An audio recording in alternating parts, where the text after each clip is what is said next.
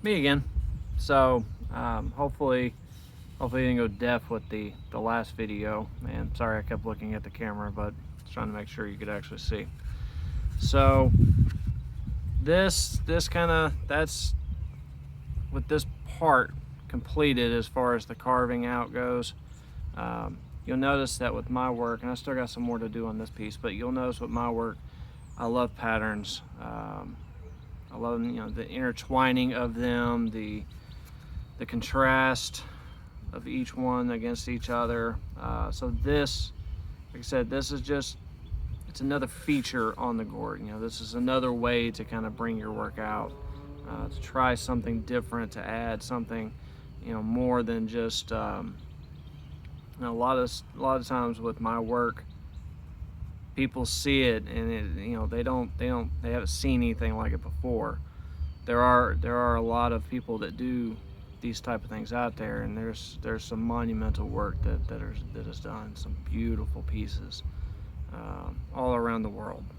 So it's definitely worth checking into, because like I said, there's lots of really great gourd artists that are out there that deserve so much praise, that can do so much better than me.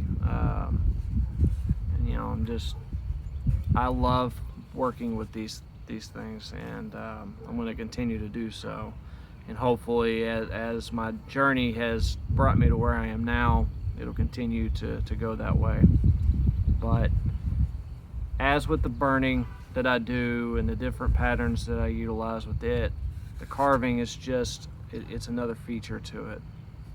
So on this side, you'll see this is where I got done.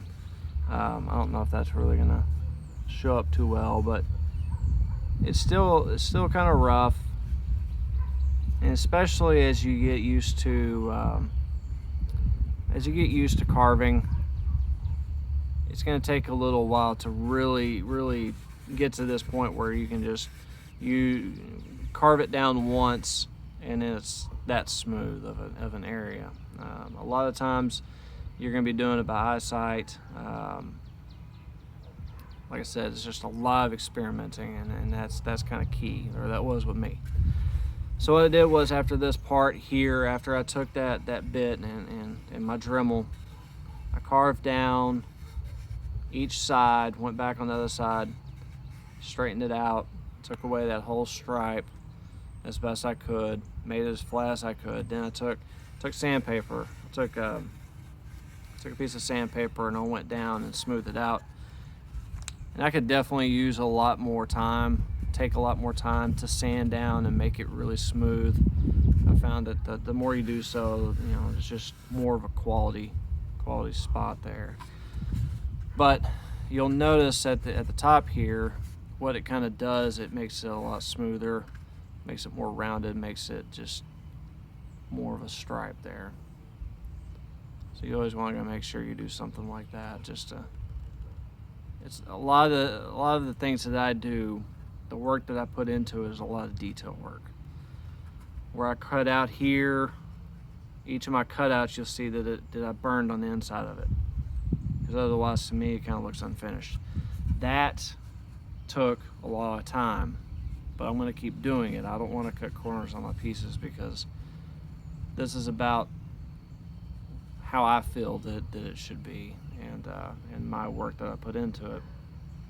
I don't want to put it out there, and I've only done half the things I should have done to it. So what I'm going to do now, because you'll probably see this piece later at some point if you're looking at my work, I'm going to go back to and add various holes through here, and hopefully at some point I'll put a video on what I do with that, as far as putting those holes in there.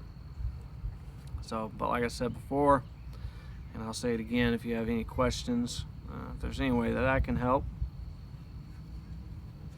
ask. Check out my work, check out other people's work. Look at the Gourd Art Group on Facebook. Look at the American Gourd Society. A fantastic group of people. They have a magazine. Lots of really good contributors. Lots of good artists that are out there. And also the Pyrography Gourd Art Facebook group. and all the many different artists that are associated with these different communities that basically are working together to help each other,